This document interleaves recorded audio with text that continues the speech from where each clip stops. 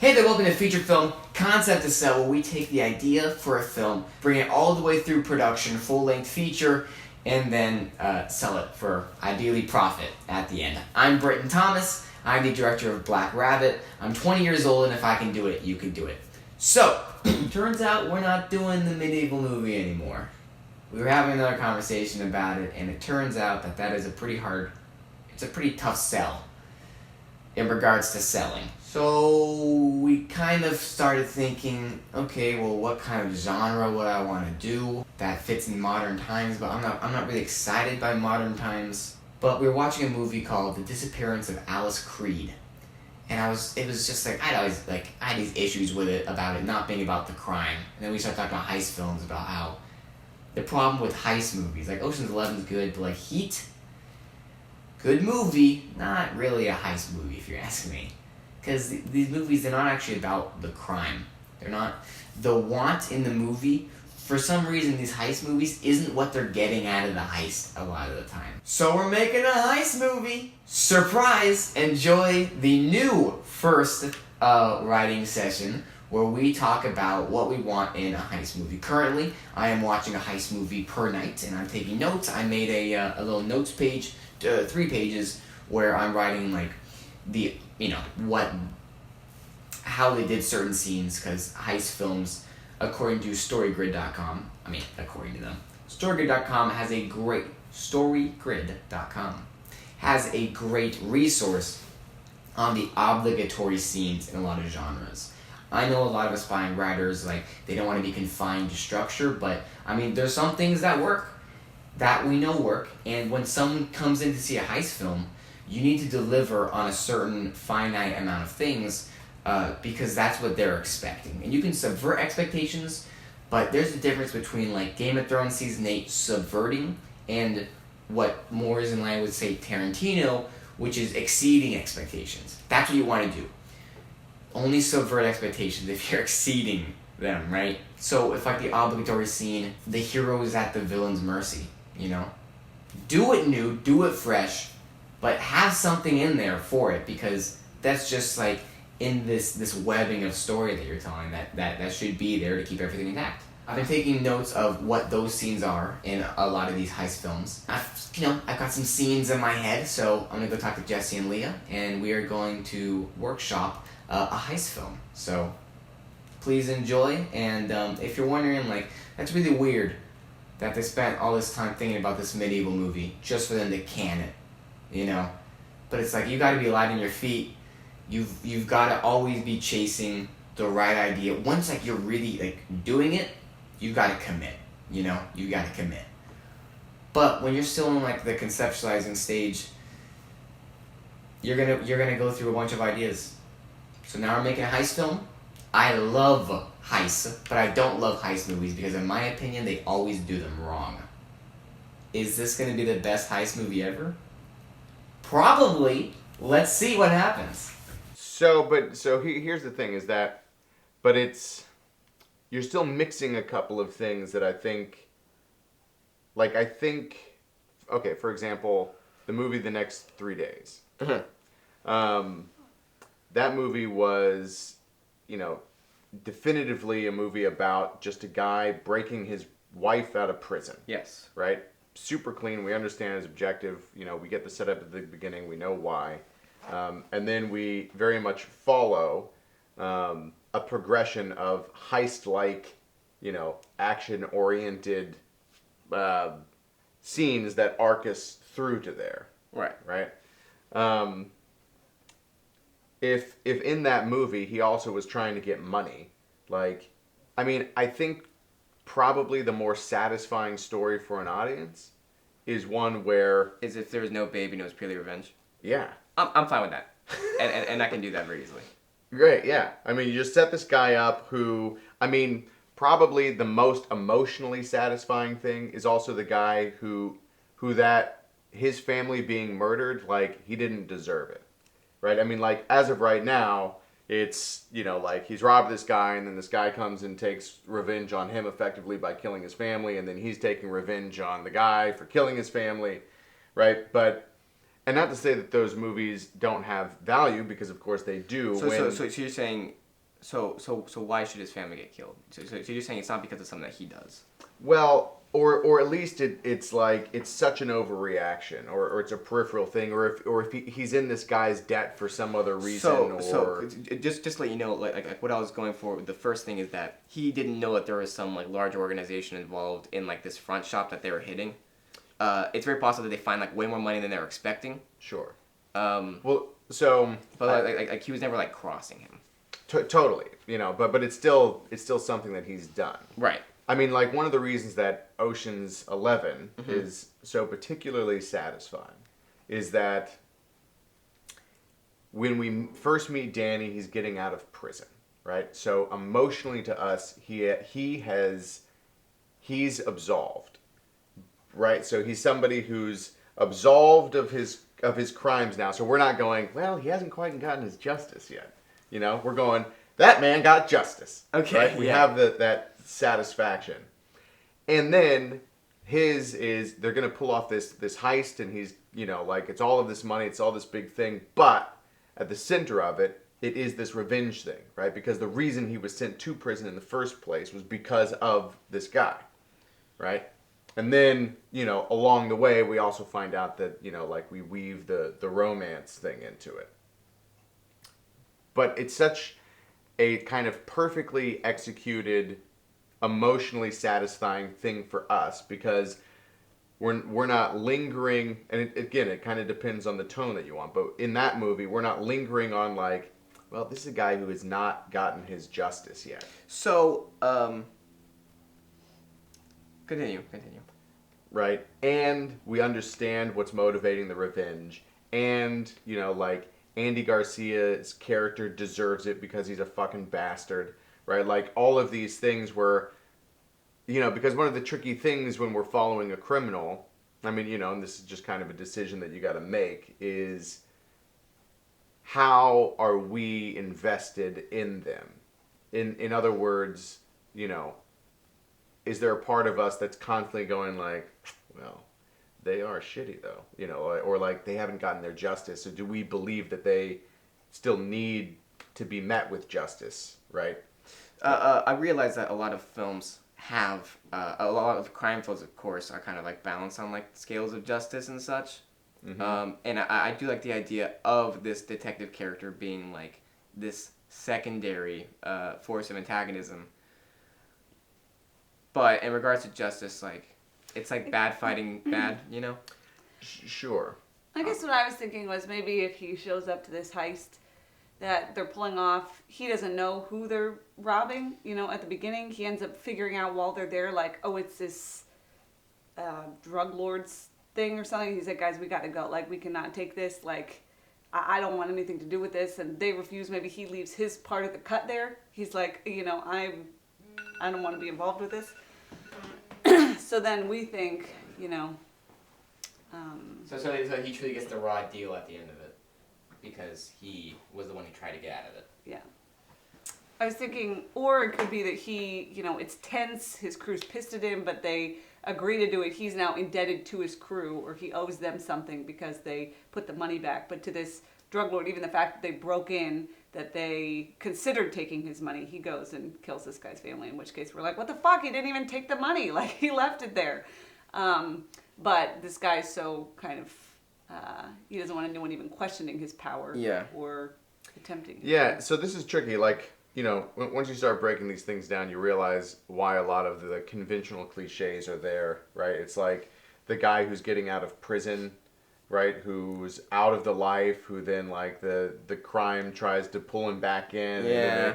And we're like, oh my God, this is such a tired thing. But we also realize the reason that is so effective, the emotional setup it gives us is that the revenge that they're after at this point feels totally justified, right? Because if this guy robbed somebody, whether he wanted to, he didn't know, it just doesn't matter, right? If we, in any respect, think like, well, I mean, that was an extreme.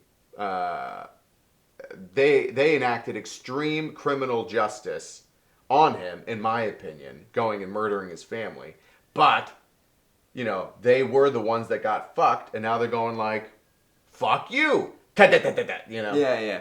And that makes it more challenging for us to be completely emotionally on board the revenge tale. I realize now, because this idea of like upsetting a mob boss relating to Heist is, of course, is alike when I was telling you about GTA 5. And I realize now the way that they did that was when the tennis coach is fucking his wife, and he goes and chases him down to like the mansion and then destroys the mansion. When it turns out that wasn't his house and it was like the big mob guy's house, you're right that the main character was not at fault at all, and you just kind of feel bad for him. Mm-hmm. So I realize the differences there. Yeah. So the challenge is to figure out how to set up him taking revenge in a way that in a circumstance in which he is not culpable for, I mean, again, and it depends on the kind of story you want to tell. Just so you know, the one that is going to be the most emotionally satisfying, the one that we're going to be the most emotionally totally on board, and the one that's going to satisfy the greatest audience is the one where he's taking revenge for something that he has no culpability in. You know, it's not, he doesn't deserve what happened to him at all. Yes. Right? He has to really be a victim of a circumstance in which we as an audience go, he didn't deserve that at all. That was like what I said. My idea is great at that. Which one? Well, about how they break in, he realizes it's this guy's. So that's the thing, is that he still sort of deserves it a little bit. Whoa. No, it's the same as the mansion thing, because he thinks he's breaking into somewhere else. Then when he realizes where he is, he's like, let's put everything back, undo everything we did, make everything look great. We'll get out of here. I owe you guys, but we cannot do this. But then just the fact that they broke in, which it's like, I think anybody watching that would be like, what the fuck? Like, everything's fine. They broke in, but they didn't take anything. Clearly they respect you. They didn't do anything. Sure, and we're still going to count it as an overreaction. But it doesn't... Maybe even calls the guy and apologizes. I don't know. I know, but it just doesn't have the same kind of emotional gravity. Like, it doesn't have the same emotional gravity as a guy who gets approached and is told, like, hey, you're out of prison, you got to come do this job. And he's like, oh, listen, I got a family. I'm out. I think, I'm picturing it and I'm going like, oh my God, this poor guy. No, he's totally he has this very clear line that he does not cross. He can't believe he crossed it. He's like, I'm going to undo it. I'm going to do my best, undo everything I've done. Not going to take anything, even though it's right here in front of me. I'm not going to let anyone else take anything. He's not only innocent, he's going above and beyond being innocent. He's so clearly not on this guy's shit. To me, it's yeah, really. If the guy came back and killed his family, I'd be like, fuck you. He was so nice. He made everyone else put their money back. He didn't take your money. He respects you clearly. It was an honest mistake. Just fucking hear the guy out. Just ask him what happened. He can tell you. You'll be like, okay, it's cool, man. You don't have to kill his family. Okay, what about this? What about instead of a mob boss, drug guy, whoever, pardon, that it's a dirty cop. The thing with Heist movies, I'm getting tired of all right, dirty cop. Okay, all right, wait, let me see where you take this. Well, so I was just thinking, somebody who would be, what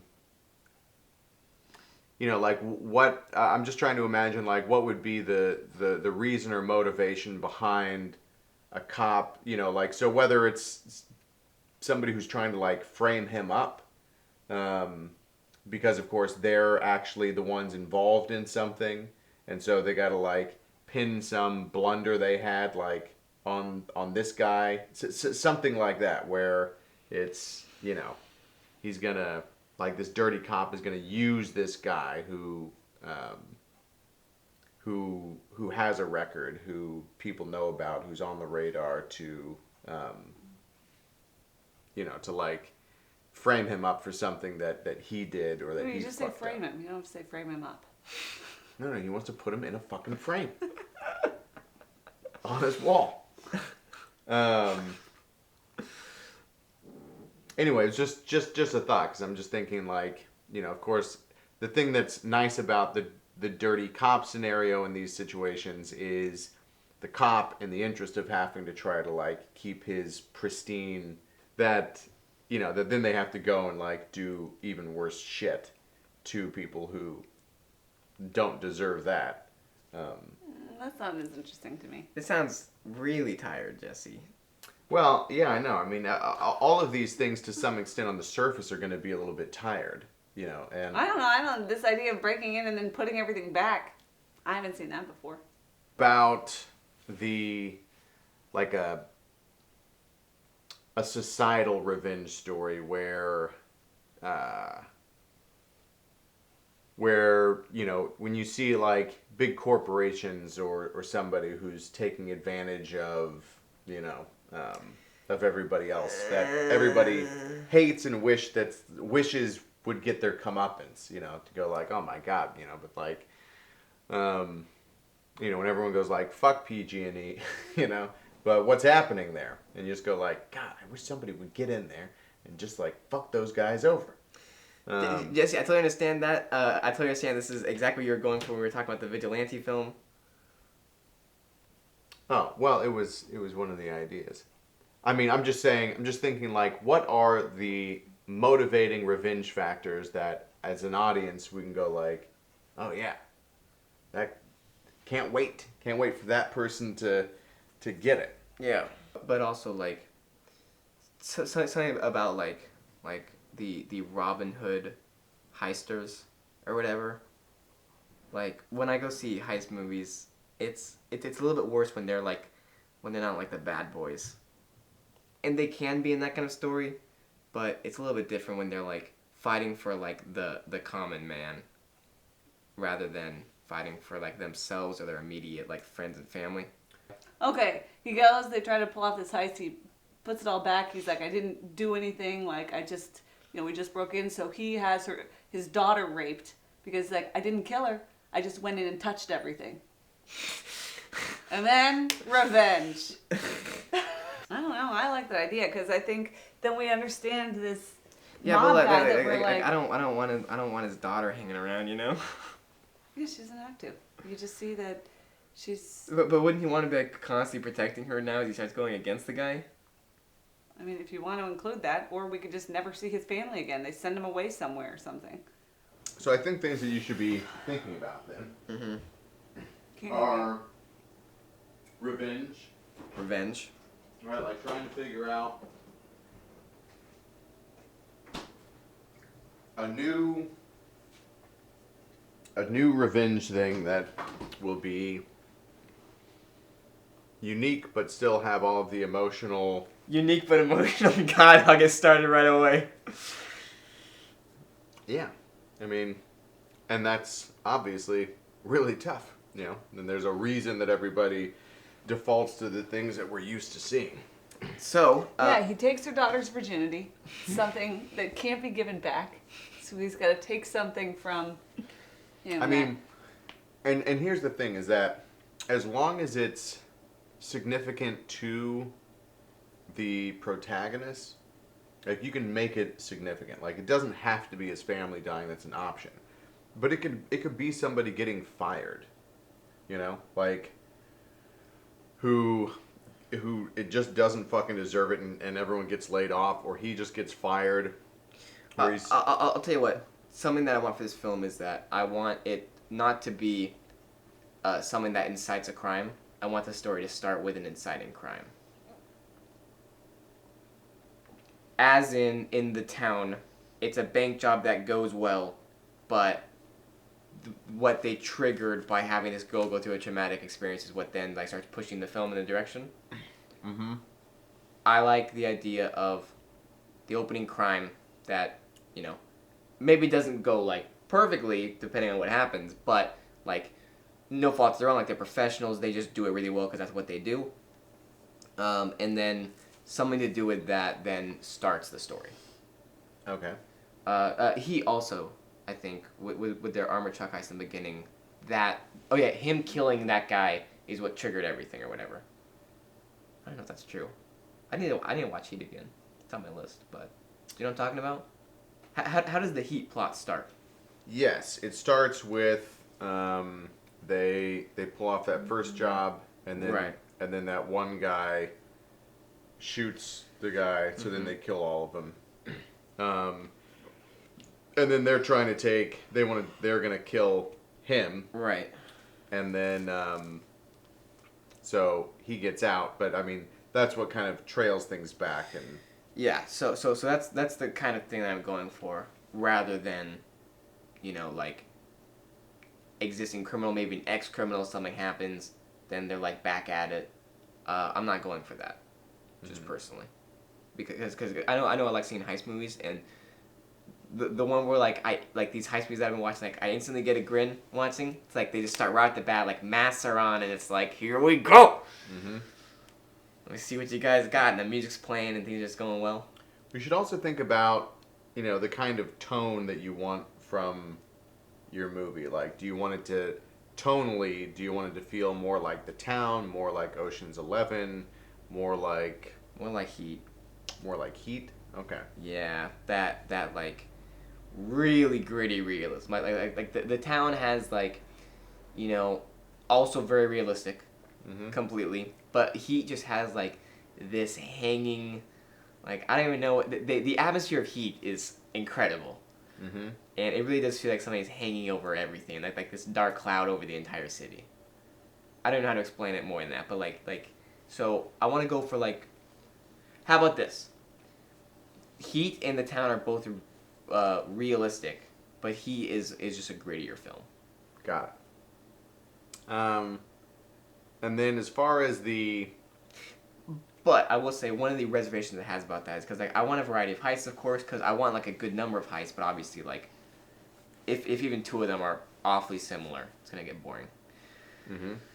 Well, the other thing to consider is to have Because the reason Heat's like gritty realism worked is because like they were all like serious robberies, like armed robbery, which works in a real life setting.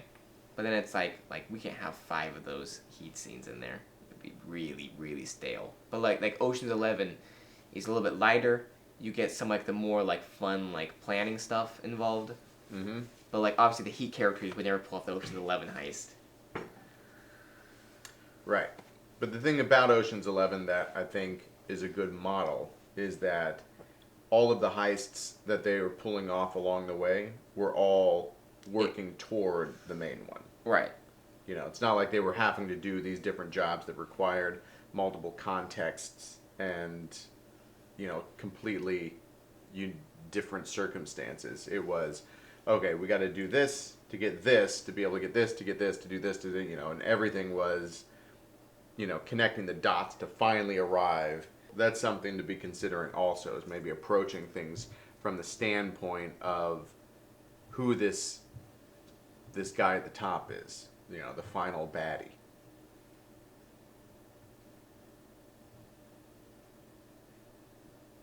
I mean, even for us, that was really good once we finally figured out, like, I mean, we've been talking about this movie so long and this, detective journey, with this bad guy, but we didn't know who the final person was, and once we came up with that, it was like, oh shit, like suddenly things really rounded out in a much clearer way. Like, it's got to be some big like, instead of it just being the final thing is a house raid, that they could have done at any point, with the right machine guns or whatever, that it's got to be, Didn't need each of the other things. yeah, it's got to be more than that, and whatever it is that they're taking, and so, I mean, it could be that they're just getting something out of a safety deposit box, it could be any number of simple things, whatever's, again, motivating it, but that, like, it requires all of these steps, whether that means giant drills or whether that means, dressing up as a person and doing an impression and, these kinds of things. Breaking into a secure place. I mean, Mission Impossible, the first one, like, did a really good job with creating these very wild, specific constraints, and of course we all got that now iconic scene of, Tom Cruise dangling from the ceiling.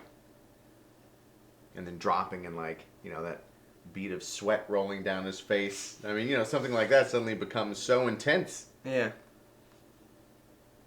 So those are also the things that I think you should be considering when you're watching these movies. Is like, you know, how well did they take a very simple idea and then, you know, hook me into that, you know, and how well did they take these, you know, these smaller scenes, but like ratchet up the suspense so I was more engaged in those than I was in, you know, some of these movies where like they had all of these huge set pieces.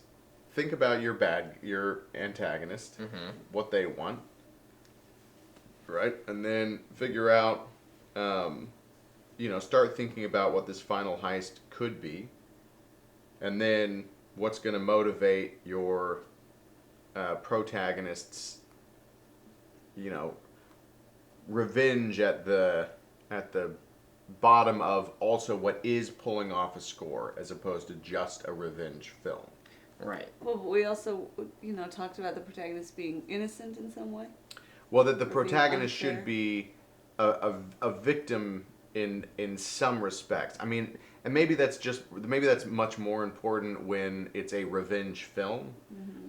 You know, which again, the thing to consider about this is that the revenge element doesn't have to be as severe, because as an audience, what we want to be hooked into is the heist and not the revenge. Yeah. You know, we want to be going like, why are you distracted trying to get this score? That guy needs a bullet. You know? Yeah. Yeah. So, like, again, Ocean's 11 being a very good example of, like, you know, his revenge. I wasn't super hooked into his revenge, but I knew that that's what was motivating him. So I understood his motivation, while I, the viewer, was But also, all if you about the know heist. that it's something that's going to like destroy the person almost worse than killing them would, you Sure. know, then you're like, oh, they've got to do this thing because it'll be the ultimate like fuck you, versus killing them is easier. Yeah. So that's something else to consider, is that, you know, in the heist that they pull off, of course, with the revenge element in it, that they're pulling off the score, but that the revenge gets to be like what Leah just said, is that you're making things worse for them than if you just killed them. Or if you set up that the antagonist, like, this is their most beloved possession, or this is what they live for, or, you know, but you have to set up what this thing that they're stealing or taking or whatever, what it means to this person to have it lost or destroyed, so that we understand what the stakes are. As opposed to, like, you know, reputation, going to prison, like all that stuff, we could infer even if they didn't show us, but I think it means so much more if you really show us what the thing means to the antagonist. Right? So what could that thing be? Well, yeah, I don't know. I mean, the idea of stealing some sentimental thing versus, you know, like ruining their life. Well, but if so, you can ruin somebody's life by, you know, if he has a pet poodle and it's his most beloved thing in the world and you kill it, or you know, or, you know, it's like his son being super intelligent, he's the most proud of, and you give his son, you microwave his brain so he's got brain damage. Or, you know, either that or it's like, you know... You writing this down? You show how much Hopefully you're recording it. money or whatever means to this person. So you're the one who gets to decide what destroying the life would look like by showing us what matters most to that person, you know? Right. Yeah, I mean, so it's like, if this is somebody who's, you know, just destroyed lives in the interest of stepping on people because they're just, you know, they're just consumed with greed, then wiping them out financially, you know, like, devastates them. And of course, the things that you want to plant along the way are also the ways in which they, you know, then you go like, oh, and they, you know, have these sex tapes that were, you know, now released to the public, you know, or these kinds of things where at the end you go like, oh man, they just slaughtered them. So we're going to need to wrap this up because it's like almost 12:30. Okay. Oh. Well, Weren't recording? you know how it is. Yeah. No, Britton, we don't know how it is. Tell me what happened. Audio only.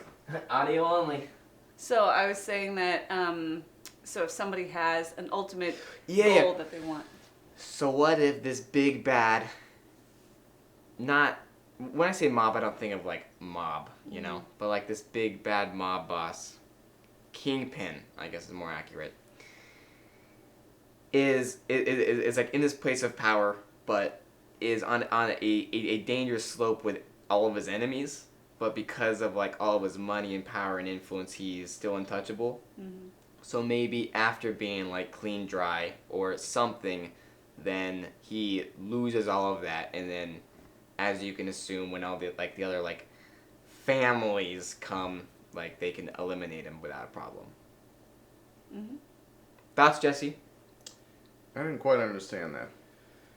So, this mob guy has like made lots of enemies and stuff, or he has lots of enemies, but he's like the ruthless, biggest, most powerful person, so they can't touch him. But then after being potentially clean dry, or losing something that the final heist is about, then suddenly he's no longer able to protect himself or his legacy, and I guess things finally catch up with him that he's been holding at bay with all of his guys with guns and stuff. So would it be stuff that he's actually hiding, or would it be that Bless you. that he's sort of framed? Bless you. So there'd be no framing. It would just be that, just with the nature of this guy's position, there's lots of people who want to take him down. Mm-hmm. So then once he loses all of his power and influence, he gets taken down. What about if he was framed up? Listen, guys, there's no framing. Yeah, There's no it's a- framed up happening here. I can assure you. We don't even know what framed up means, so how can you rule it out? Actually, in the scene of BoJack Horseman I just saw, there was definitely some framing up going on in regards to people. Did you see? I was gonna explain it, but it's gonna take you long anyway. Did you see The Punisher? Thomas Jane. I don't think so. I've Uh, been wanting to. It's surprising I haven't. It's my kind of movie. yeah. Well, you should watch that. I mean, that's a really good. That is a really good revenge movie. Yeah, that's what I've heard. So that might be worth watching while you're considering just what level of revenge you want to be operating at. So what? So are you building towards a point? I don't want to interrupt you. No. I mean, in that that movie, he also does a good job of like using real things and then also like creating ideas of what's going on. You know. Mm-hmm. So in other words, if you're gonna have at the end, if it's like all of these other mob people turn on him, that I think what would be nice would be if it's also set up in a way where it's like, oh shit, like they really got it over on him. Oh yeah, so he starts building all of those like strained relations throughout, and then, so Yeah, I mean, so the thing would be like he goes and takes all of their money and makes it seem like, you know, that guy stole from them. this sounds pretty good right now. Mm-hmm. You know, so then they're all at the end and they're like, oh, okay, well, you know, we got to figure out who it was, what happened, and then suddenly it all comes unraveling and makes it look like, oh shit, he was the one that did it. And he's like, what the, no, it wasn't me. And then, you know, and then sex tapes go flying out and, you know, Sex- all Jesse and all his of the sex things tapes. happens. Yeah, everyone gets a sex tape. Sex tapes for everyone. So that sounds good. That makes sense. So the thing that would be Yeah. cool would be, you know, those are the kinds of things that I think we want to be kind of surprised by. It's like we don't necessarily want to know that he's being set up. We just want to know that, you know, like that there Well, are these. there can be. I mean, it's hard to do because, of course, it requires being very clever. But if you have things that he's doing along the way, I see you smirking. You're like, I'm clever. No, that's not what I was thinking of. I am, but that's not what I was thinking of at this moment. But so if if there are little elements of things that he's doing that make us go like, I wonder why he's doing that. I wonder why he's putting that thing in there, or what is this other thing that he's doing? And then at the end, where it pays off, is that we see that all those little things, how they point back to the guy. Yeah. I think the best heist films and the best revenge films, and the best like detective films all do that really well, where as the audience, it seems like we're in step with the person. And then we find out like, oh shit, they were also several steps ahead of me. Yeah. Mm-hmm. Again, Ocean's 11. I mean, I do think that movie is like the quintessential heist film. It has it really does hit all of the emotional notes along the way. And it also does that really well too. We're right at the very end where you go like, oh shit, and then you go like, oh my god. Like, yeah, I remember. They fooled I remember me that too. scene. Yeah. So those are all good things to consider. Great. So work on that. Okay.